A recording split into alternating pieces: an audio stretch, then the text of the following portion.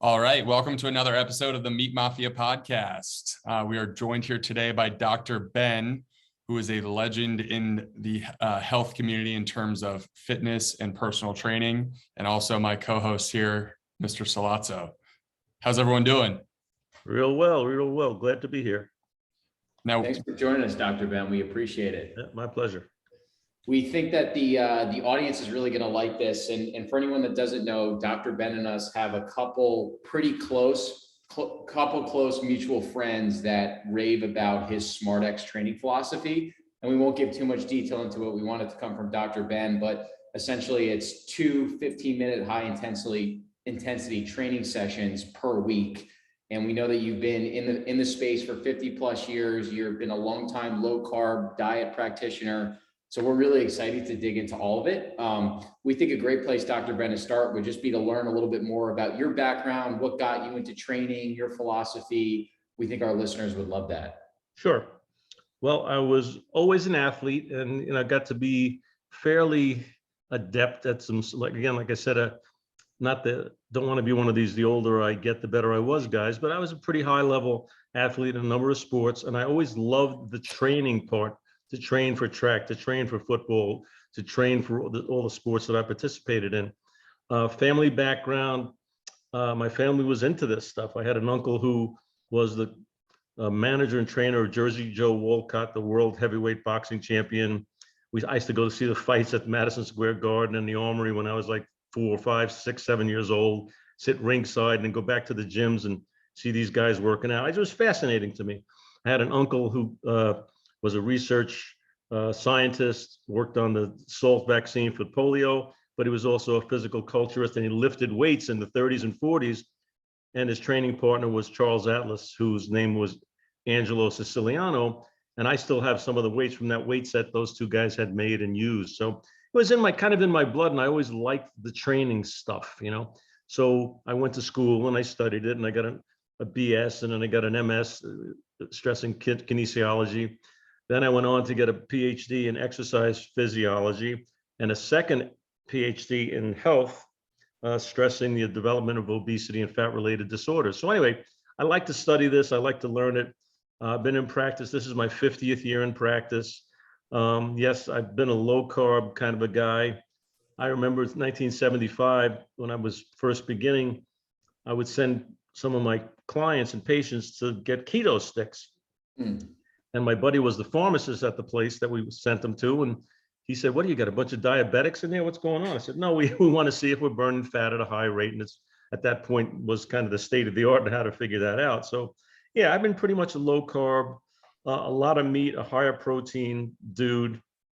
And I understand all of the different, I understand Sean Baker's premise, Teddy Naiman's, PE diets, the low carb, Dr. Westman. I mean, these guys, I know all these guys, and they all have something good to say. I'd love to get them all on stage together at one point and hash it out for a few hours. But the basic concept is you eat good food that the body, the human physiology really is kind of structured to thrive on, and you stay away from manufactured stuff as much as you can. And I don't want anybody to go out to a monastery and have to live some stoic life, but if you're having problems, which most of us seem to have, metabolically, then I think the two levers you can pull are adjusting your diet and doing the right kind of exercise. And of course, there's stress and sleep and, all kinds of other parts of this puzzle. But those are the two levers you can really pull to get some serious, accelerated and exaggerated kind of responses.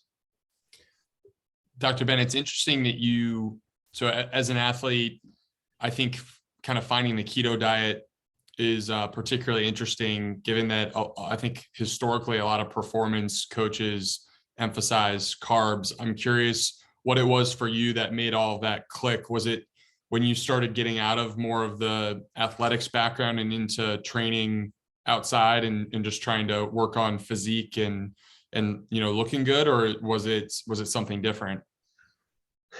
I mean, this business, this podcast, Low Carb USA, Sean Baker, Dr. Westman, none of us would have jobs if everybody was content with their body composition. Let's try to call a spade, okay? Right. So there's always been this And, from Ponce de Leon almost, I mean, there's been this seeking of physical perfection relative to wherever we stand. Okay. And again, the two primary factors really are muscle mass and fat mass. Okay. And how do we regulate these things? And then obviously, we pick up on the fact that there's a healthy reason to have a certain body composition.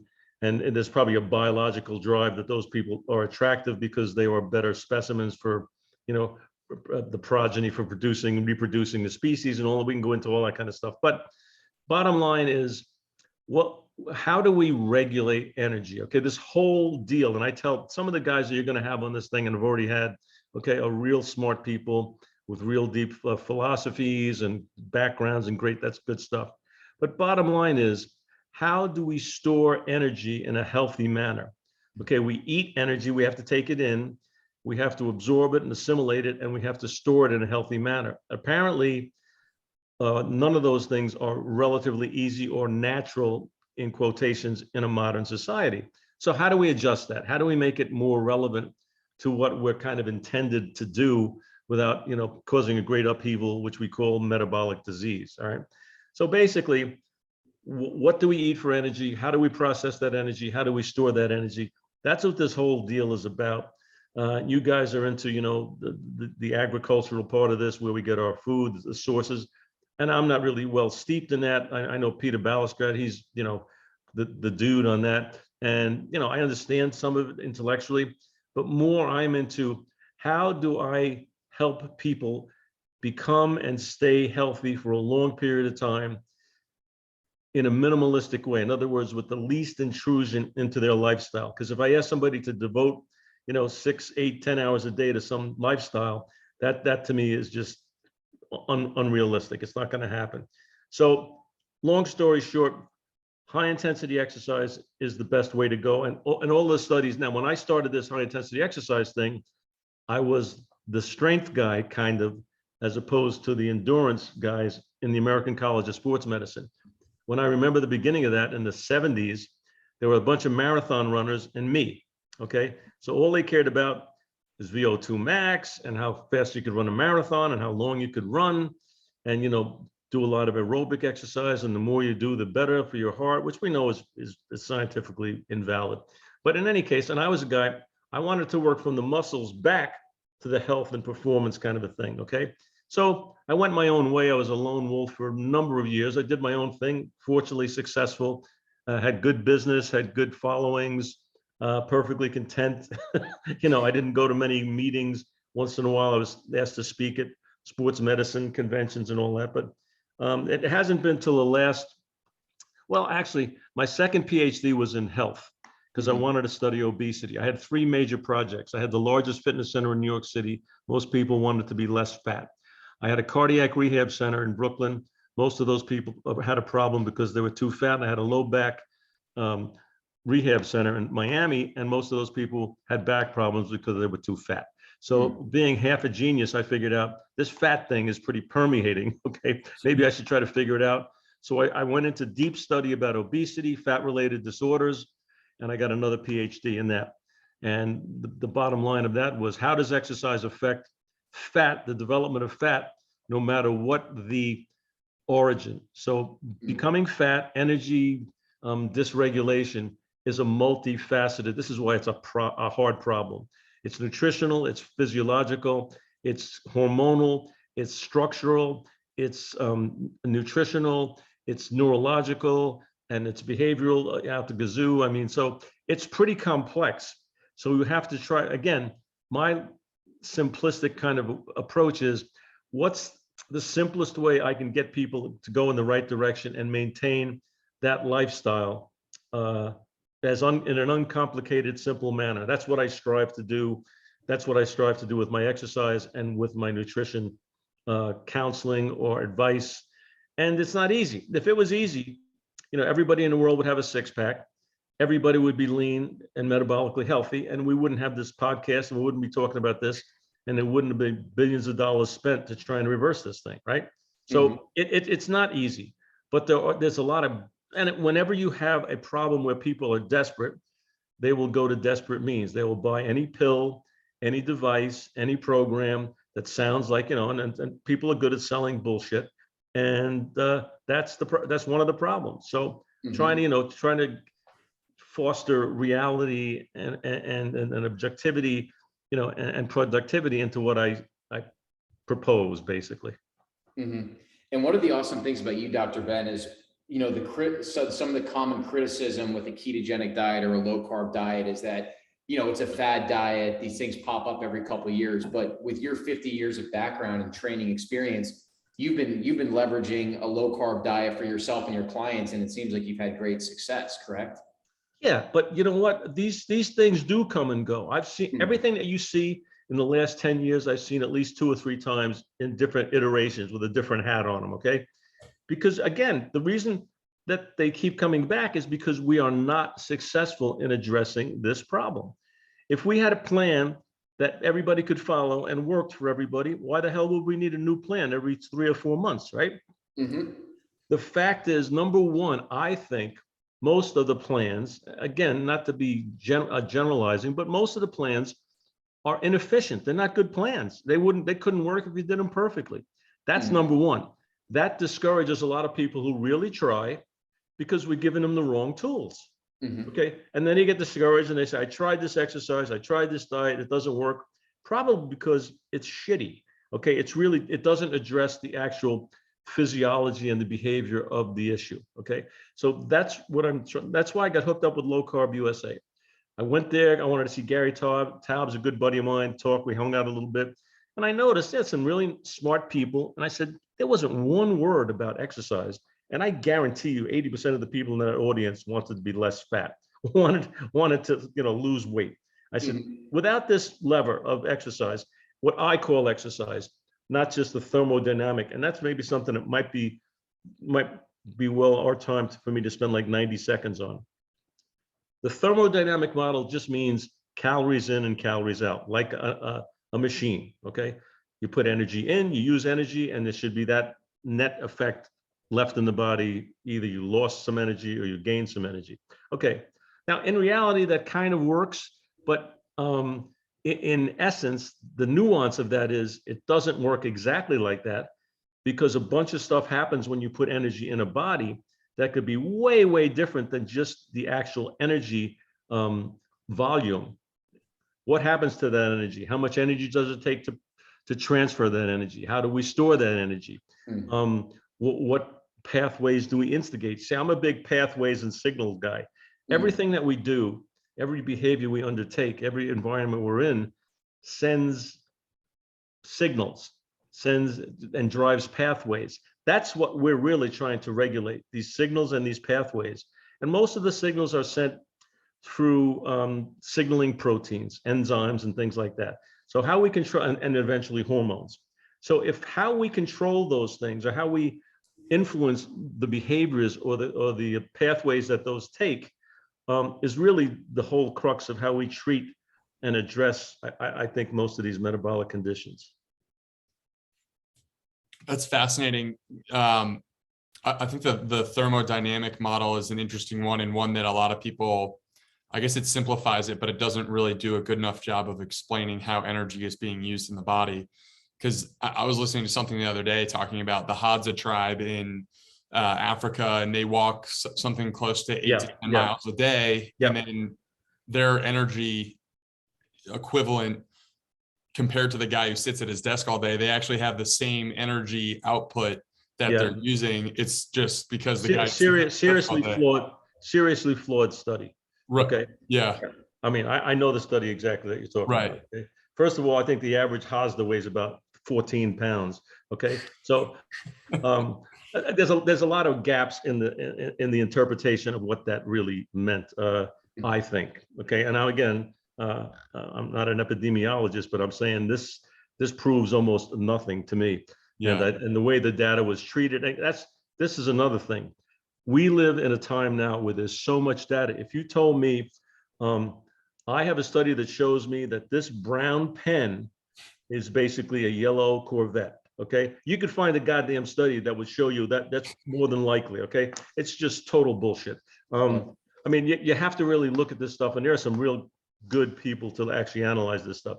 but that's a pretty misleading. I mean, you know how many studies have shown that the more energy you expend, okay, the higher your metabolic rate, the more calories you need, and things.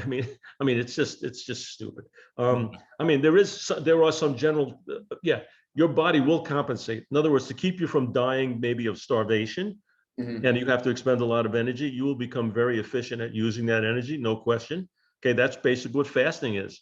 It's a means by which the body will regulate, understanding that there's kind of an emergency here, an energy emergency, right? Lack of energy. Okay, there's a fuel shortage. Okay, and your body will compensate so you don't friggin' die. Okay, and it does happen to an extent, you know, in a more kind of a modest way, but it doesn't happen to the extent that that study proposed that it does. That's basically my interpretation. I think a lot of smart people would back that up. Okay, but in any case, I don't know where we're going with that, but where were we going anyway? I think we were talking energy, right? Yeah, I mean, so to me, this whole thing is about energy. So since I'm a muscle guy, okay, and in medical school and in graduate school, they never taught us the importance of the muscle system. And that's my bailiwick, okay? I think the muscle system may be the most important system, physiological system in the body, because it generates the signals that the other systems have to support. So here's the example. I do some, what I call exercise, not activity, but I do something pretty intense, pretty demanding. And I do that in my muscles, okay? My muscles do that, okay? So my brain has to obviously cooperate and things like that. But in response to that local impetus, that muscle fiber recruitment, my cardiovascular system has to respond, delivers blood and oxygen. My respiratory system has to respond, delivers oxygen, gets rid of CO2. My nervous system has to trigger and fire to these muscle fibers, these muscle units. My hormone system has to elevate. I mean, all of those systems have to respond to what? The impetus of the muscle system. We wouldn't need a heart that could pump, 5 times resting volume if we didn't exercise, okay? We wouldn't even need a brain that's as big as it is if we didn't do exercise and have to address minute responses to activity and threats and opportunities, to eat and all that stuff. So exercise, which comes from the muscle system, obviously involved in other triggers, but from that muscle system's impetus, these other systems have to be subordinate to the generation of the demand of the muscle system.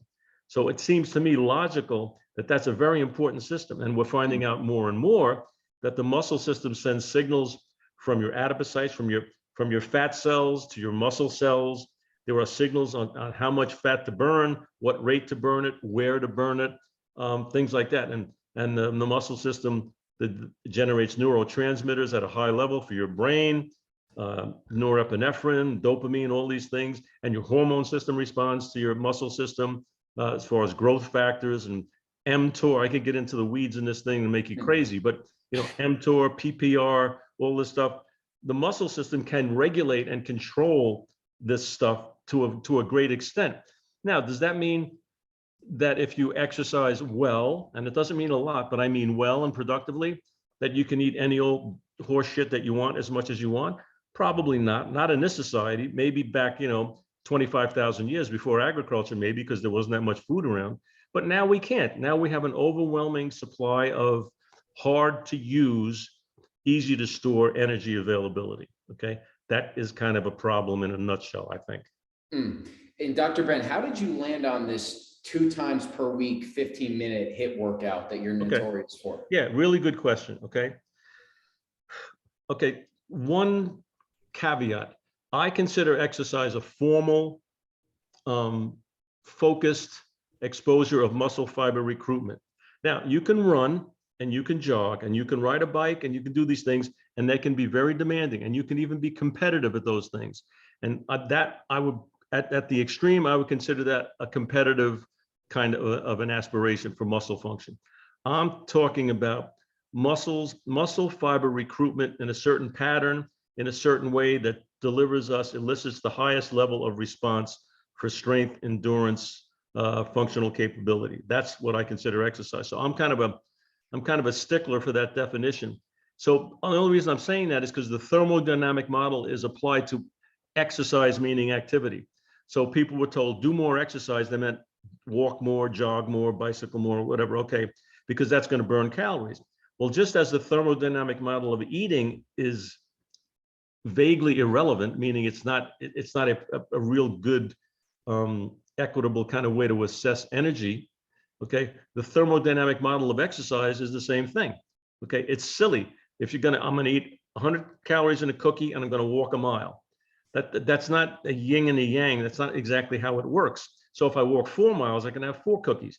That's not how it works, because your body responds to these different inputs and export of energy in different ways that are not even vaguely equitable in many cases. Okay, so the thermodynamic model right away put us on the wrong path.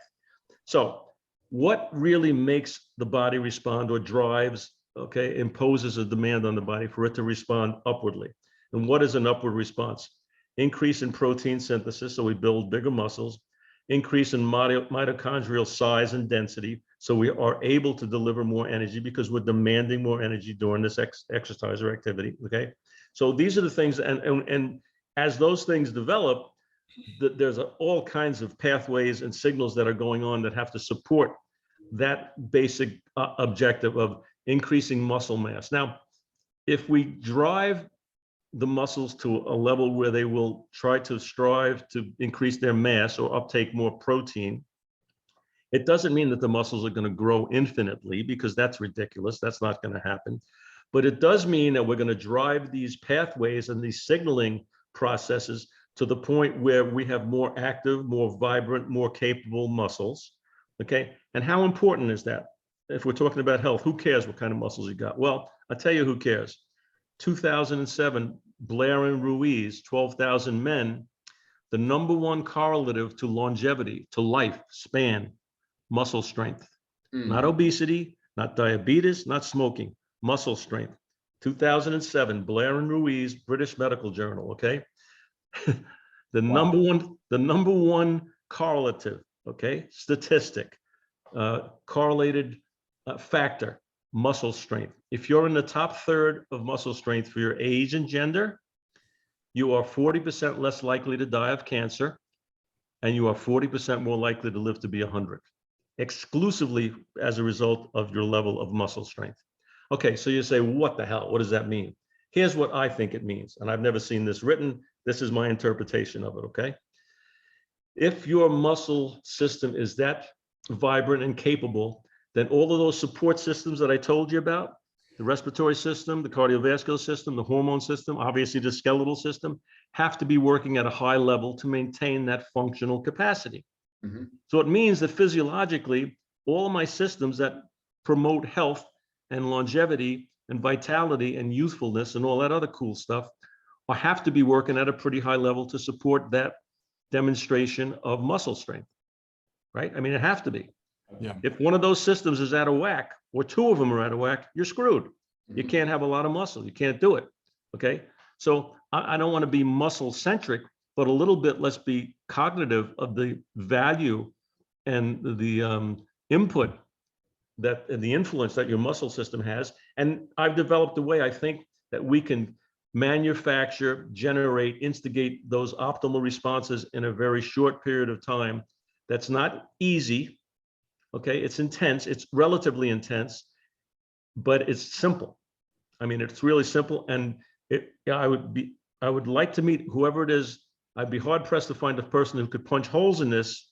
And if I could, I would love to know, because maybe I'm missing something. Maybe I am, and that's always a possibility. That's fine with me. But if we can instigate what we want to do in a short period of time, okay, safely, then I think behaviorally we've done a long way in maybe trying to solve this problem.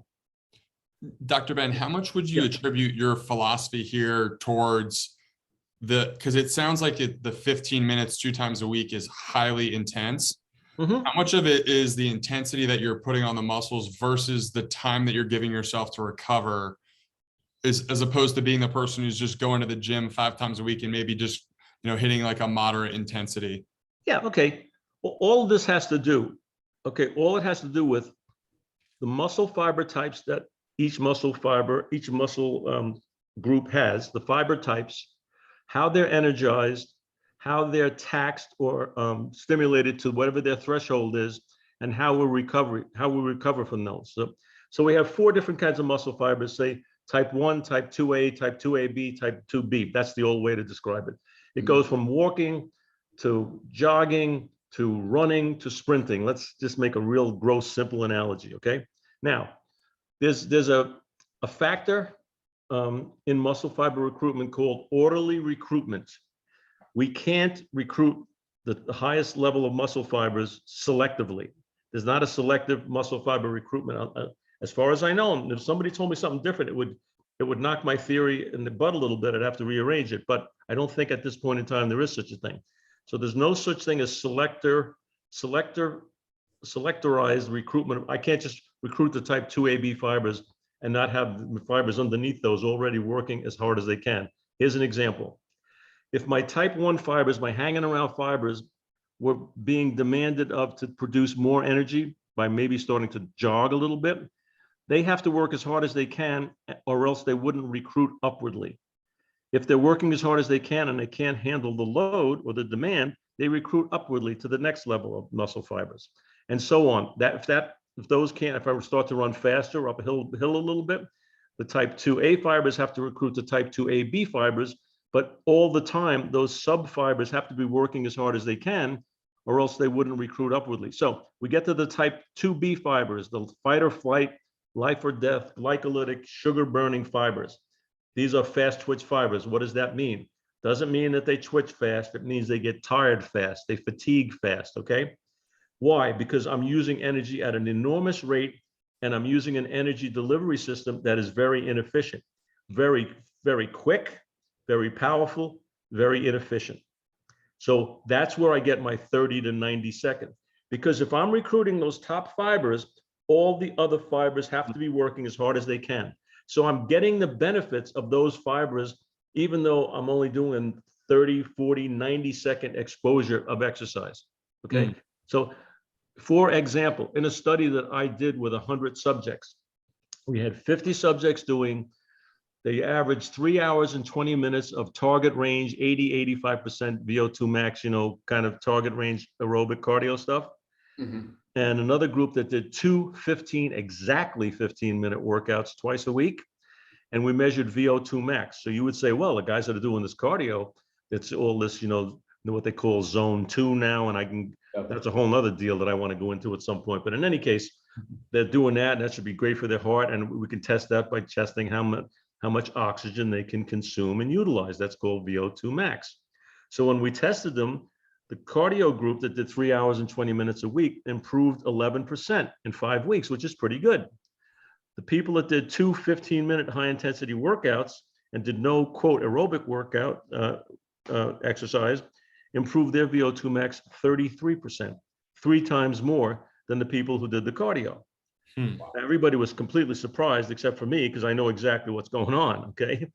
If I improve your 100%, your strength, your maximum recruitment capability, then everything below that is a lesser percentage. If I improve your max number, resistance, strength to 100 from 70, then everything else is going to be, 40% less taxing relatively. So instead of me running a 7.5-minute mile, I could run a 650 mile with the same basic muscle fiber recruitment pattern. Okay. And what is that going to show me? It's going to show me that I can use oxygen better. Okay, it does. Even though it is not conventional aerobic training, cardio training, there is no more aerobic state of metabolism than during recovery from anaerobic work. So let me repeat that. The purest, what we call respiratory quotient, which means the purest fat burning mode you will ever be in your life, is when we are recovering from anaerobic work. That's when it gets close to what we call a 0.7 purely fat burning system. That's when your mitochondria refuel. That's the most aerobic metabolism you will ever encounter, is recovering from anaerobic work. Little known fact, but it's not my fact. Go into any exercise phys book and you can see what I'm talking about. Now, it hasn't been interpreted like that, but that's exactly what happens. So this workout is more cardio, more aerobic than conventional aerobics by far. And at the site, here's another 2 things, and all this stuff is in my book, not to sell my book, but I make a couple of bucks a book, so it's not the end of the world, but this is all in my book. When we do aerobic steady state training, okay, by definition, it is the least amount of imposition I can make on my metabolism. That's why it's steady state. It doesn't rock the boat. Steady state means you can continue it in a pretty reasonably effortless manner, okay? So that's cool. So right now, you and I, all of us are converting triglycerides to free fatty acids. It's a cycle. Triglyceride, right now, all the time it's happening. When we start to do steady state, non-demanding, vigorous exercise, we borrow from this existing cycle of energy delivery. We borrow. What happens at the end of that? We have created a deficit. Okay, so we borrowed. So our liver and our toenails and everything else needs to recover a little bit. Okay, so now we pay back that debt. How do we pay back the debt that we've created with that energy deficit? We pay it back by slowing down our metabolism and by getting a little bit hungry. Okay, so the net effect of steady state exercise with regard to fat burning, and the reason that the literature shows that exercise doesn't work is because they don't know what the hell they're talking about as far as exercise, but because we've just repaid what we've used, so the net effect is close to zero. However, when we do high intensity exercise, which we do at every site of the working muscle in this SMART program, when we now draw fat out of storage, because we're running out of fight or flight glycogen in our muscles, and your body's going, whoa, the baby's under the Volkswagen. I need some energy to back us up to hold this, car up in the air, kind of a thing. Free fatty acids are released from triglycerides and now circulate as a backup to that energy requirement. Okay, there's a thing called the Cori cycle, which tries to deliver glycogen back from the liver to the muscles to keep them working hard. Okay. These are all hugely aerobic processes, and they elevate, because there's an adrenaline response, they elevate our metabolism 24/7.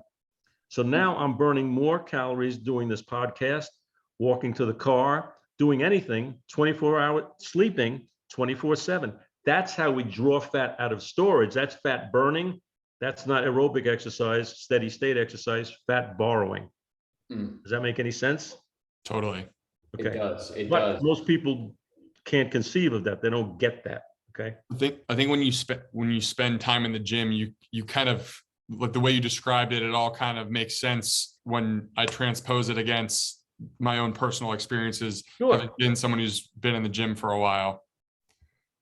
Yeah, I mean, if we took a stopwatch, and we've done it, and we watch, a pretty good trainee guy does a pretty good, muscle strength workout, the actual time that most of them spend, unless they're really insane, actually working the muscles is about 15 minutes. The rest of it's loading the bar, slapping their buddy on the ass, changing the thing, resting between sets. But it takes very little exercise at the level of type 2B fiber recruitment at that level. In fact, not only does it take a little, you can't withstand a lot. High intensity interval training. What does that stand for? High intensity interval training. High intensity, by design, by definition, has to be interval in nature. If it's high intensity, you can't continue. You have to do intervals. That has to do with the mitochondria and the cytoplasm and how you can deliver energy and utilize it and how you can recover from it, okay? It has to be interval in nature. So, okay, and we've now seen maybe the last 10, 15 years, let's give it that, 35 years after I introduced it, saying, wow, this is the best kind of exercise, the most productive, high intensity interval training, okay? And I agree, it is. However, you or I go on an elliptical machine or a treadmill, and we do 10 intervals. So really hard, a little bit of rest, really hard. Those are my intervals, right? Okay, that's cool. That's accepted. It's good stuff. However, if we're really trying to get into those type 2B fibers, and I do 10 intervals of the same exact exercise, the treadmill or the elliptical machine, how likely is it that after the third or fourth or fifth interval, I'm actually capable of working hard? Now, it may be difficult, it may be demanding, but how capable do you think I am of really taxing those type 2B fibers, which have cut out, man, they're gone. Okay, so my interval training is I do a fresh set of muscles for each one of my intervals. What does that mean? My first set of my interval, taxing my support system, my circulatory system, my respiratory system, is a leg extension for my quads. My second interval, okay, is my hamstrings. Okay. My third are my lats and traps. My fourth are my delts. Okay. My fifth are my chest. Okay. You get the picture. Yeah. I'm using a fresh set of muscles for each one of my intervals that are capable at that moment of taxing my support systems to their maximal effort. Okay. And I'm getting local benefits for that particular muscle group that I couldn't get if I was just doing my quads and my glutes and my ham or whatever on an elliptical machine or whatever. Okay. So I'm getting all of these. There are local benefits of exercise. There are global benefits of exercise. There is a product of those two, which is neurological. And I don't want to get too into the weeds, but I think it's important that we work the whole body twice a week for recovery and for efficiency. Okay. So then we get to the most important element. Why did I develop this system and why do we go slow? Okay. Your muscles are not the weak link in this generation of muscle response. Your joints really are the weak link. So conventionally high intensity exercise was heavy weights explosively because you had to go explosive to lift the heavy weight past the sticking point. And it worked, except it beat the living shit out of your attaching system. Okay. So what did I do? What's force? Force is mass times acceleration. And if we have acceleration, we have to have speed. So I reduced the speed drastically. So now the force that I imposed on the attaching system was diminished hugely. And the tension that I maintained on the muscles was increased hugely. So I want to tax the muscles. I don't want to tax the attaching system. And if I tax those muscles without the use of kinetic energy or speed, they are taxed at a much higher level and they can't have this micro recovery that muscles can have like in less than a second. And so I'm building up these metabolites to what I call, remember I said the threshold. So I'm trying to build up metabolites at a threshold level so that the muscle has to kind of shut off. If I do that in a prescribed length of time, 30 to 90 seconds, again, don't hold me to the exact numbers, but if I do that externally, internally, it corresponds to the threshold that is going to drive an upward adaptation, a positive adaptation. That's what this whole system is based on. And guess what? It works. So there's a lot of hypotheses in there. There's a lot of theoretical thought in there, but in real people, in real time, from the most sedentary person, the rehab person, to my world-class athletes, and I've trained them all, it seems to work for most of the people most of the time. And so, Dr. Brennan, that 30 to 90 second range you talked about, what type of weight and reps is average for people? You probably get asked that all the time. Yeah. Okay. So the rep scheme has to do with how slowly you can move. It has to do with what we call the range of motion. Okay. In other words, if I have a lateral raise and it's 25 degrees, okay, the speed of movement being slow is going to take me less time than if I did a pullover, which is 200 degrees. In other words, it's a speed at which we minimize kinetic energy or momentum, so that muscle action is the primary mover of that weight, of that machine, of that body part. Okay. So what's going to happen is once we identify, your load time, it's based on time under load, but it's nuanced. Okay. So it means that what's your posture? What kind of muscle fiber types, for example, delts or fast twitch fibers, you isolate them, they ain't lasting a long time. You do a compound move like a row or a pull down. Now you've got multiple muscle groups with different fiber type distribution. The muscles are working some of the time on the movement and not on others. Am I exaggerating? Am I trying to make the negative part of this movement a resisting of the resistance, or am I just letting the resistance go? I mean, so form and technique and nuance has a lot to do with it. But in a nutshell, if we can work with a constant load at a controlled speed where I'm not accelerating, okay, you're probably going to last between 30 to 90 seconds, maybe a couple of minutes on a compound move, and probably not much less than 30 seconds on an isolated bicep curl or deltoid raise, things like that. But you can't, and also there are individual differences, but it's not like the difference between 20 seconds and 90 seconds on the same muscle group. That doesn't happen. I don't care how freaky the person is, it doesn't happen. If we're going more than 90 on deltoids, for example, on a short movement, the weight's too light. If I can't do 15 seconds, the weight's too heavy. Okay, I mean, that's it. And again, it's a simplistic, the expertise comes into the application of the nuance of those factors, but that's generally, it works pretty well for most people. It keeps them in a pretty good place where they're getting productive work. Okay, and then The other factor is, as you become more and more fit, you can take less rest between your intervals. And theoretically, you don't need any time between because you're doing a fresh set of muscles. And when I say theoretically, if you work large muscles, which we do first, it becomes so globally taxing that after a set of leg extensions, leg curls, and a set of rows, you may have to take maybe 30 seconds at least, even if you're an elite fit dude, because globally you have huge muscle mass demanding huge amounts of energy and a very difficult recovery process. Got it. Dr. Ben, where do you sort of sit on isometric movements versus compound movements? Because it sounds like, you know, with your philosophy around joints failing before your muscles, that might favor more of a compound movement philosophy. But I've heard you mention a few times here more isometric movement. So it's okay, a little bit. I think that's a little bit misleading. Isometric movements are static movements where you're moving against an irresistible force. Okay, concentric movement is a positive. Okay, eccentric is a negative. So there are benefits, upsides and downsides of both of those. But I think that the inclusion. Okay, here's the problem with isometrics, and I do use them. Okay, but I use them as a finishing factor, not as a singular application. It appears that you need some mechanical movement. In other words, some movement, and it appears that it has to be minimal. In other words, instead of 30 reps, 3 sets of 10, we could do 3 reps, 1 set of 3. So I've reduced the mechanical work by over 90%, right? So you need some. It appears to me that isometrics do not meet that minimal mechanical requirement because they've come and go a number of times, and in and of themselves can be, one, therapeutic if the range of motion has to be limited because of an impediment. And they can also designate to me if a muscle has really reached failure, if that isometric move brings us to a little more of this threshold. And that's very nuanced. In other words, if I have somebody who can't complete, let's just take a curl because it's simple. They get up to 90 degrees and they can't complete it. I'll try to have them hold that just to maybe almost behaviorally and psychologically ensure they failed. They can't move that weight past 90 degrees, which becomes an isometric.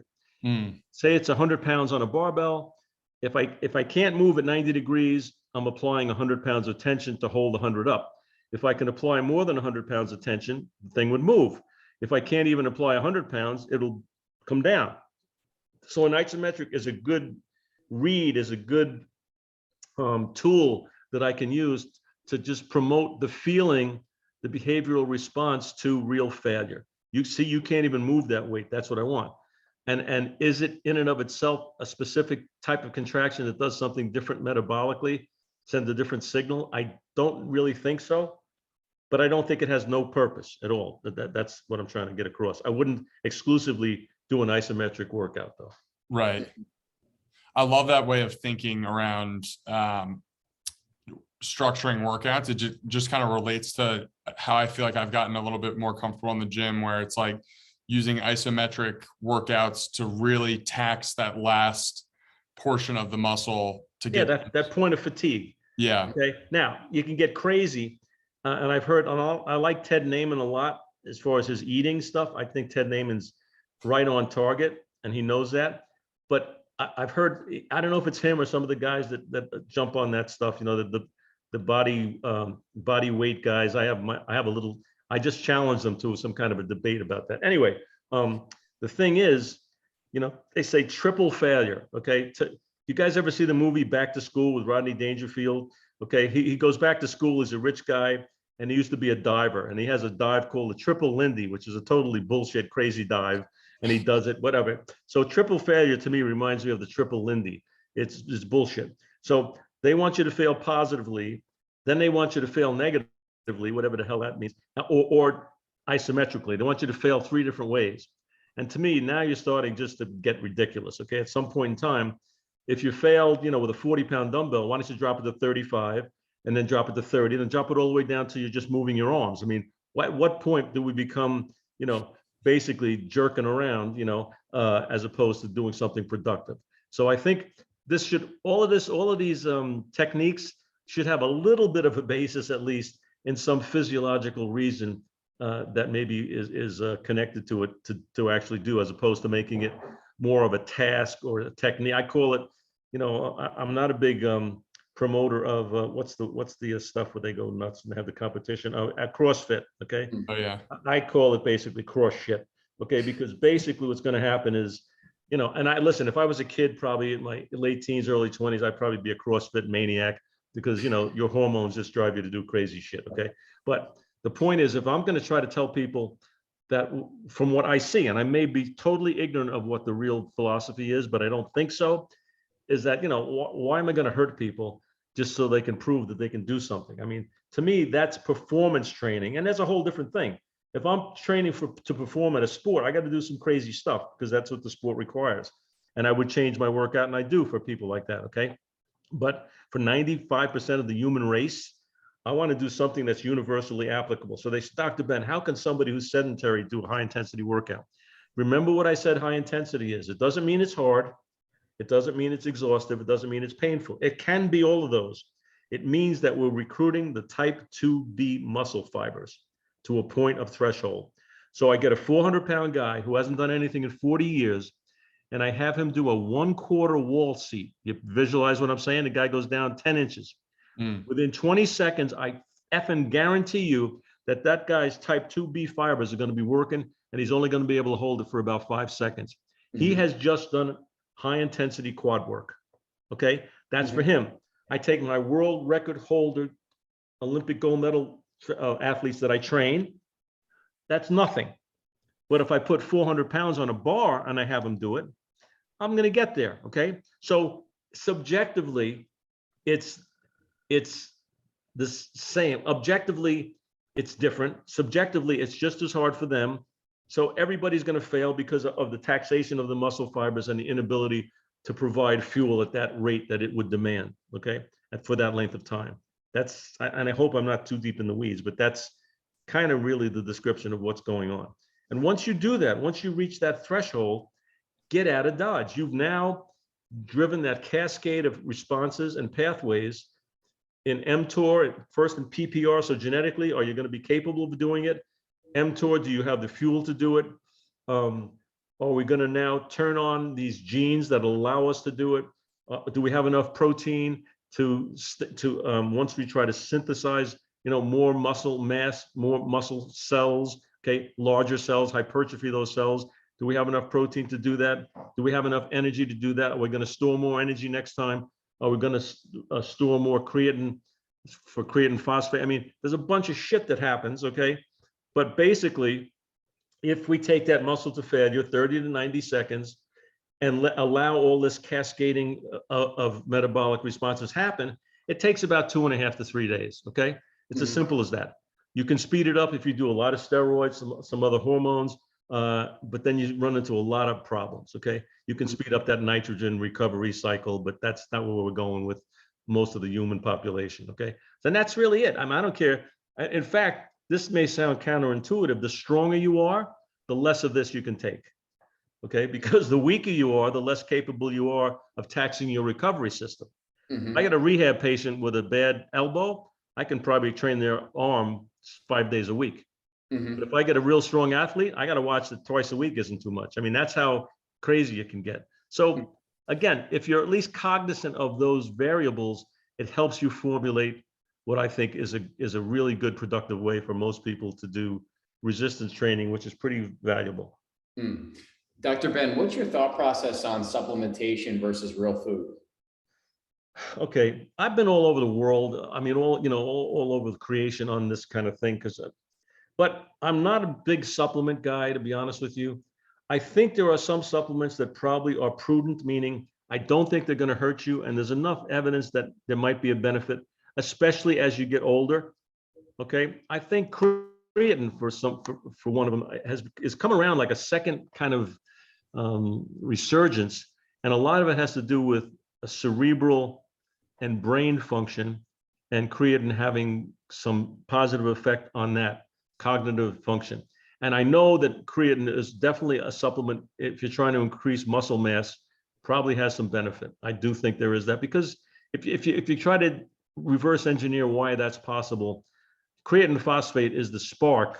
That's the energy that you're holding that drives the beginning of, your maximum deadlift or a bench press or something. You need that little, and I think you can obviously store more creatine as creatine phosphate in your muscles.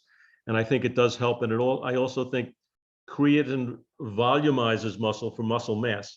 So if you think about the volume of muscle, what I'm talking about is your muscles, say your muscle fibers are in this little hefty plastic garbage bag, a little Ziploc bag, right? So in that little sack, okay, you have like lo mein noodles, that's the muscle fibers, and you have the sarcoplasm, that's the jelly gravy thing, okay? So I think creatine phosphate actually increases the sarcoplasm. I think it's a volumizer. I think it helps add some of this watery kind of component to the muscles, which would certainly increase their mass.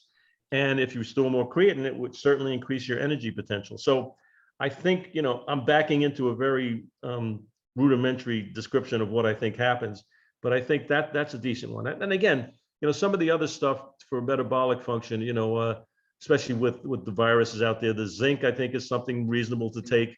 And again, as you get older, for example, collagen is a big one. You lose, collagen is the most ubiquitous protein in the body. It holds, if we didn't have collagen, we would be a big mass of who knows what the hell on the floor, okay? So you need collagen. And who is it? I forget the guy's name. I'll think about it. But anyway, some of the studies show that 30 to 40 minutes before a muscle workout, high intensity kind of workout, if you take, I think it's 28 to 32 grams of hydrolyzed collagen or gelatin, then your collagen uptake is increased by 500%. So if we like women take collagen because they don't want the skin to wrinkle. I mean, nobody wants the skin to wrinkle, I guess. And, and you also want collagen to protect the linings of all your muscle fibers, of all your tissue, so as you get older, it's obvious that collagen productivity and regeneration kind of diminishes a little bit. That may be a decent thing to take. I mean, I don't see what it could hurt, kind of a thing. And I'm sure I'm missing some, but yeah, again, I think, theoretically, if you eat all, good food, you get all your proteins, you get your amino acids, you get most of the stuff that you need. Yeah, I think it's cool. And I think some supplements are certainly prudent to take. They won't hurt you, but that's as far as I go. And then if I need to, I can go to other experts that look into this much more deeply than I do and say, in what instance would you think maybe this would be a reason to take this particular supplement, Dr. Ben, what about kind of nutrition right after a workout? I've heard some competing theories, but is there like I think one of the most popularized one is the window. Yeah. Right. Okay. Here's the deal. Here's my observation of the window. Okay. If you're 16, 18, 20, 25, there is no window. Okay. You can eat whenever you want. You can eat the boxes that the food comes in. It doesn't matter because you're so vibrant. Your hormonal milieu is so eager to grow. Okay. Yeah. And has this vibrance that it makes much less difference. However, when you get older or your metabolism gets older or whatever the hell happens to you, okay, I think it's a little more important that that first of all, you get enough good protein, okay, assimilable, bioavailable protein. And I think the timing, there are enough studies to show that the timing does make a difference, in the windows, 45 minutes to an hour or whatever afterwards. One thing I know you don't want to do, and I'm into this a little bit, the study is, you don't want to do a lot of carbohydrate after you eat because it inhibits the HGH response to the stimulation of the high intensity exercise. So if you're trying to develop, gain muscle, why would you want to inhibit HGH response? So, there's things like that. What I don't want people to do is to get so particular and so much in the minutia that they lose the sight of the big picture. Okay. You can make yourself insane, in which case your cortisol levels will go up and you'll never grow and you'll store fat for the rest of your life. So I don't want that to happen either. But yeah, there are some things I think that are prudent to do. There's no question about it. Again, they can't hurt you. In the long run, have I seen overwhelming evidence that it's going to make night and day difference? I have not, but I am not in the labs studying this stuff, and it may be at the rodent level very effective, and I don't know what it is at the human level. But I don't think some of those behaviors can hurt. Let's put it that way, if that helps. Mm-hmm. Yeah. Mm-hmm. One of the things that Doug Reynolds showed me was during one of his 15-minute training sessions with you, he had a continuous glucose monitor on. Yeah. And so you literally see this like very level blood sugar. And then when he trains with you, I think it shoots up to like 200. Yeah. And then it goes right back down. Do you know the science behind how the Yes. body recruits glucose to use? And can you explain that? Yes. Okay. So what we did with, okay, look, there's a test called the Kraft test. If we're trying to measure insulin response to sugar, okay? And this guy, Dr. Kraft, did like 17,000 tests on his patients. In any case, so when you increase sugar intake, carbohydrate intake, the normal response is that your pancreas is the beta cells are gonna shoot out some insulin to keep that happy medium, okay? And help you, don't forget, insulin is a storage hormone to help you store that sugar in the muscles, okay? All right, now, so the Kraft test is they give you this giant sugar drink. I think it's, what the hell is it? 75 grams of sugar, some crazy thing of sugar. And of course, your sugar is going to go nuts and your pancreas is going to say, yo, and then it's going to drive insulin. So what they do is they take a baseline of your insulin level and your sugar level, glucose level, and every half hour after you take this drink, they measure it. So there should be an increase in glucose from that giant bolus or portion of sugar, and your insulin should start to respond. So, and every half hour they test it again and again. So by the way that the insulin responds to the sugar and how the sugar responds to the insulin and comes back down after a 2-hour period or starting after like an hour or something, we can tell how powerful your insulin is in controlling sugar. If it's lagging behind time-wise, which means your beta cells are working like a mother and they're starting to fail, okay? And we can tell if you can get back down, your insulin is controlling, your sugar and driving it probably a little bit into your muscles and storing it as glycogen, which is the healthy way to store sugar. Okay, so what we did with Doug, went down to Arthur Agustin's place. I don't know if you know who Arthur Agustin is. He's the guy who did the calcium score and he did the South Beach diet. He's a good buddy of mine. We're like good old buds. So he's a brilliant sucker. He knows all kinds of studies. So I said, why don't we take Dougie through my workout, okay? And we filmed all this, by the way. And we know his sugar goes over 200. So Dougie started at, I think, around 80. After the workout, it went to 226, 230, okay, which is insane, okay? But it wasn't because of sugar. So I wanted to see what his insulin response was to that, okay? And we found a pretty good, vigorous response, but it responded to that sugar glucose increase. So what's happening is what you're asking me, I think, okay? So yes. Remember I said we're using this glycolytic type 2 beef muscle fibers? So they're using sugar like crazy, okay? Not only are they using it a lot, they're using it at a rate that's almost disturbingly high. It creates an emergency, okay? So that gives us this adrenaline response. That tells your liver that I am running out of fight or flight muscle fuel, and you better make some gluconeogenesis. You better make some more glucose, send it up the bloodstream so I can back up this muscle demand, okay? So I think what's happening, see how I said we work quads, then hamstrings, then this and that? So I think we've diminished, depleted glycogen, not depleted certainly to a zero extent at all, but we've depleted it at such a rate that your body goes into emergency adrenaline mode and keeps trying to feed more glucose back into to replenish that glycogen. But I've already stopped that exercise. But now the bloodstream and the liver have delivered more glucose, right? So now it's there. So now I go on my hamstrings, I do the same thing. And so your body responds to that, okay? And then so now I think what happens, it keeps building, building, building.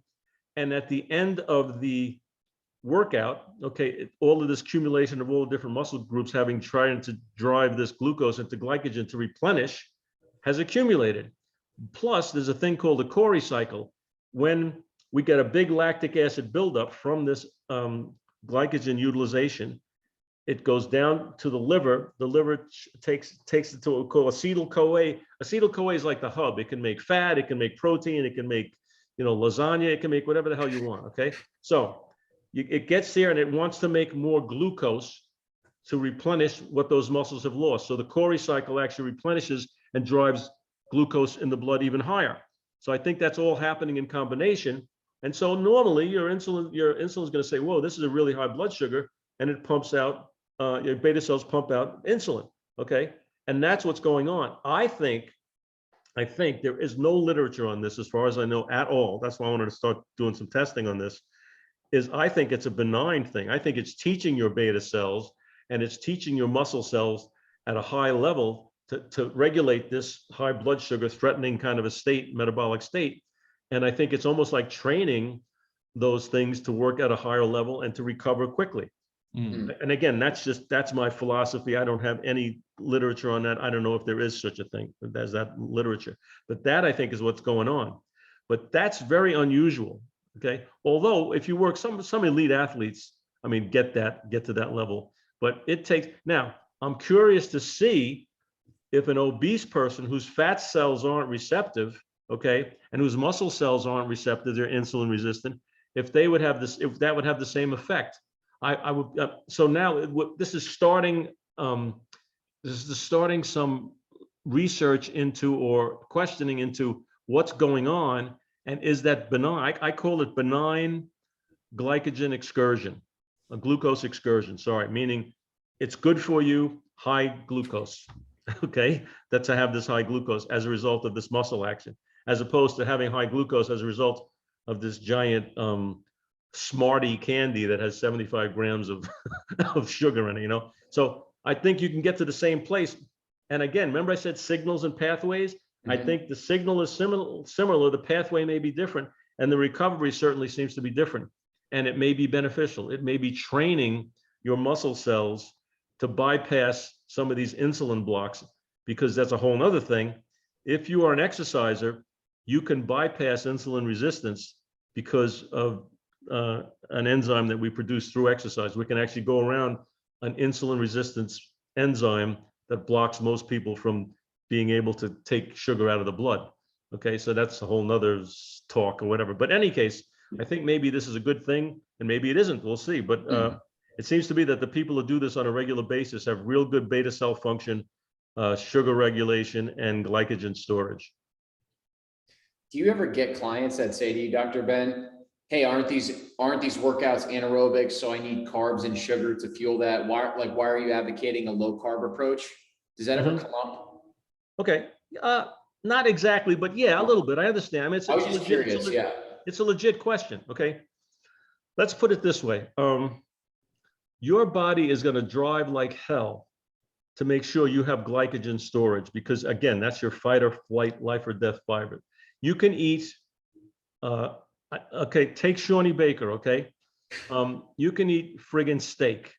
And I've had this talk with Sean years ago, okay? What do you think your muscle glycogen levels are? You think they're low because you got no carbs? No, your body, gluconeogenesis, your body will make, remember I said, you can make, it when you get to what is it, coenzyme A, you can turn anything into almost anything. Well, you're gonna replenish one for your brain, well, actually one for your muscle, two for your brain. You're going to make sure you have enough glycogen. If you've got protein that you don't need to build muscle, it'll go right to energizing the gluconeogenesis, making new glucose, okay? So no, you don't need it. And because don't forget, I am not depleting glycogen over a period of 3 hours in a marathon, okay? I'm depleting it in a matter of 35, 45 seconds, okay? I never really am gone. I'm never zero. If you were zero glycogen, you wouldn't be able to function. But I'm never that low in glycogen that I can't replenish it through the Cori cycle and through the stuff that I told you as far as recovery, lactic acid to pyruvate to glucose back up into the bloodstream. Okay, so yeah, I mean this stuff is gonna happen, and no, you certainly don't need it. Because it doesn't come into play. In fact, whatever you eat an hour or two before your workout, by the way, for this kind of exercise, has nothing to do with your availability of energy. That ain't happening that fast. I'm sorry. Okay. So, yeah, you can eat on an empty stomach. You can eat fasted for a day. You can be fasted for a day. It's not going to affect this exercise, honestly. I've tested that hundreds of times. Okay. So, no, you don't need it. And it serves no particular benefit. We're trying to deplete the muscles at a very high rate of glycogen. Okay, even if they have a high level in there, we're trying to deplete it because that's going to send the emergency signals for you to replenish the ability to store glycogen and the ability to utilize, oxidize stored body fat, and a bunch of good stuff happens, and protein synthesis, protein uptake. So all the good stuff that you want to have happen from exercise can be done from there. And again, it's more aerobic, okay, for aerobic capacity than conventional aerobics, because we can improve VO2 max enormously by doing this. Dr. Ben, one of the things I'm thinking about is I think our audience, there's a fair amount of people who are kind of in their 40s, 50s. For that audience, you know, I think there's obviously a benefit to putting on some muscle, you know, in that period of your life, but it's harder to do it. What sort of advice would you give to people who are trying to get back into it a little bit later on in adulthood? No, that's our main population. Okay, so let's put it this way: there's so much evidence that we lose muscle, but there's not that much evidence that we lose muscle because of some physiological deficit, you know, just that happens as a result of time. It's a matter of behavior. Okay, in other words, I was told when I was in medical school, doing medical school courses, grad school courses, I was told after like 35, 40, there's no way you can put on muscle. Well, I can tell you personally that I've put muscle on hundreds, maybe more than that, of people over 40. I have a guy, I'll just give you an example, okay, and one example doesn't mean anything except it's an example, who started with me when he was 76 years old. Pretty fit, not a sloppy guy, not a guy who didn't care about his diet, pretty fit, reasonably strong. He is now 83, so 7 years later. 2 weeks ago, he was as strong as he's been since I know him, stronger. He's put on muscle to the point where he needs bigger shirts, okay, is probably 40% stronger, maybe 50 in some cases, some muscle groups, than he was when he started. And he does 2 15, 20-minute work, maybe he's about 18 minutes workouts, okay, twice a week. That's what he does. And he plays golf and he walks and he does that. So he's active, don't get me wrong, eats well. And I've seen it all the time. I've seen guys into their 80s get stronger, get physically stronger and apparently larger muscle structures. 75, no problem. Okay. 80, no problem. I've seen it. So I know that it happens. So as far as saying it's harder, is it harder than if you're a 18, 20-year-old kid and you grow like a weed? Yeah, I guess so. But it's not hard, because almost think of it this way. The lower your status, you know, hopefully beyond organic return, but the lower your status of muscle vibrance, okay, muscle tone, muscle activity metabolically, the easier it is to improve upon it, because it's basically, you know, the delta is enormous. The change can be enormous. Okay, I'm not going to say you're going to go from, you know, somebody who's got, you know, 70 pounds of muscle to 95, 100 pounds of muscle, you know, quickly, but you'll put on muscle almost immediately, because that really is homeostatic health. Your body wants to be there. You have the hormonal capacity, again, unless there's some disease or disorder or dysfunction, to build muscle. If you've got movement, you can build muscle. Okay, and it happens all the time, and it is pretty remarkable. So, and again, don't forget, this exercise is relatively intense. If you've done nothing, it doesn't take that much. It may take a 10-pound resistance band to work your arms. Okay, I don't care what it is. The muscles don't care what it is. They care that you're demanding more of that muscle than you are normally at this point in your homeostasis or degeneration capable of doing on a regular basis. That's all it takes. Working harder, not more, but harder than you're used to. And if you work harder, it doesn't take a long period of time. And by definition, it can't. So, I mean, that's it. Kind of, you're lucky. So people say, well, do you change your exercises around because your body gets used to it? And I say, no, I never change them around unless there's an orthopedic issue. I never change them around. You know why? Because by definition, if you reach failure, you're not used to it. How can you be used to failure? If you're used to it, you wouldn't fail. Okay. Every exercise that you take to failure is a new experience. Simple. Dr. Ben, how old are you? 73. 73. So the reason why I'm asking that is you have that awesome comparison picture on your website where it's a picture of you flexing in the 70s versus now. And I'm not just saying this, I swear your arms and muscle tone look almost exactly the same as they did. They're not exactly, but the point was that's after 40 years of 15 minutes twice a week. And a little bit, I sent that to the publisher as a gag and they used it. I didn't send it to be used, honestly, but they used it. But in any case, yeah, I mean, and I could show you hundreds and hundreds of people that have been doing this for 30, 40, 25 years. I mean, a lot of my clientele, a lot of my patients and clients were younger, obviously, when we started, but they've been with me for 25, 30 years. So obviously they're older. And so am I, you know, so it's what it is.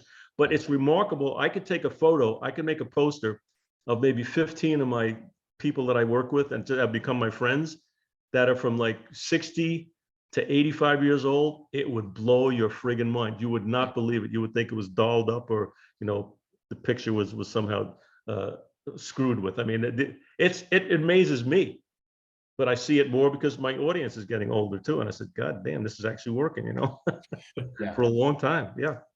Well, that's why the picture, though, the comparison is really important, because it puts weight to what you're actually saying, where people are saying, hey, look, this guy's in his 70s. He's been leveraging this technique. Clearly it's worked for him. It's worked for a bunch of his other patients. The problem with social media is, like, it can be great because you can get information out, but now you can hide behind these accounts and these personas, and you don't actually know who's on the other end of it. So that's why those pictures are Yeah, really— that could be. I didn't look at it that way. You know, I hate to say, boy, it worked for me, it's going to work for you. Well, that's not necessarily the case, but you know, at least I, you know, walk the walk a little bit, you know, so. Yeah.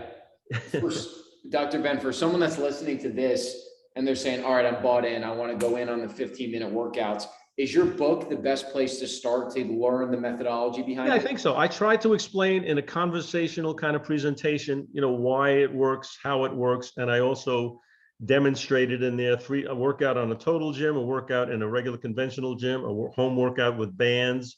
And they can always get a hold of me. I mean, I do consults, and I'm not trying to promote business really. I'm like, you know, Michael Corleone, you guys know The Godfather. Every time I try to get out, they pull me back in, you know?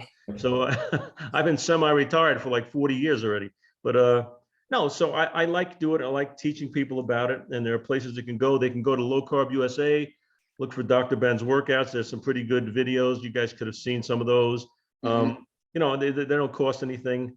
And that's probably the best way to go. And then people, I get questions pretty much every day, emails or a text, you know, what about that? And I can either tell them where to go to see it or give us, you know, an explanation or whatever. So that's fine. Excellent. And we'll link to all that in the show notes. And are you active on Twitter too, or is I actually, somebody got me on Twitter. Now I can't say I'm a social media guy, because I follow a couple of guys that I get a kick out of. And then one of my gals at the gym taught me how to get on there. So usually I make snide comments more than throw out a lot of information. But sometimes I'll say, you know, how can you say that? That makes no sense, kind of a thing. And then maybe get into a little thing. But if anybody gets really serious about it, let's say, you know, life's too short, just relax, you know. So that's where I'm coming from that kind of stuff. Okay. Excellent. Well, it feels good having a real Italian in the meat mafia. Yeah. See. So, yeah. We're happy to have you on board, and really appreciative of your time today. Yeah, I mean, I think maybe the Godfather of Fitness might be a good title. I mean, I'm good with that, you know. That would be great. That sounds perfect. That would be great. Godfather of Fitness. Oh man, you would love our buddy Jerry DiFilippo, who we had on the podcast. I think he has a CSCS. We went to college with him.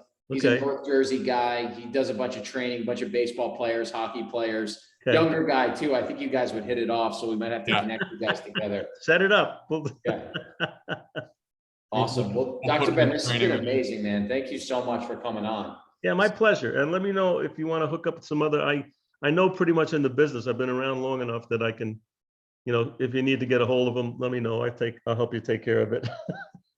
That would be amazing. And hopefully, we get to link up in person. We need the Meat Fest to happen. Oh, yeah. Doug's promising an invite. So we got to Harry's a big boy. Harry's like 6'3", 220. So he could throw down a couple ribeyes for sure. Okay. Yeah, well, good. Hey, let's do it, Harry. I'm up for it. Yeah. Nothing like a good little meat competition to get the weekend going.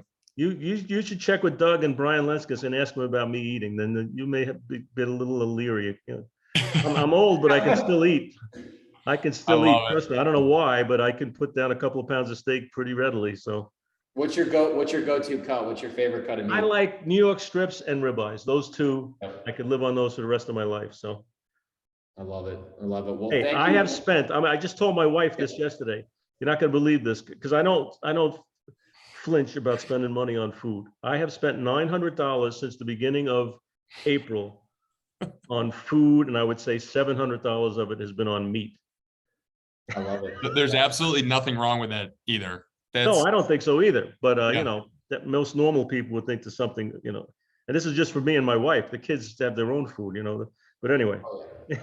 Are you a farmer's market guy? Are you a Costco guy? Where do No. you, My wife goes to Costco.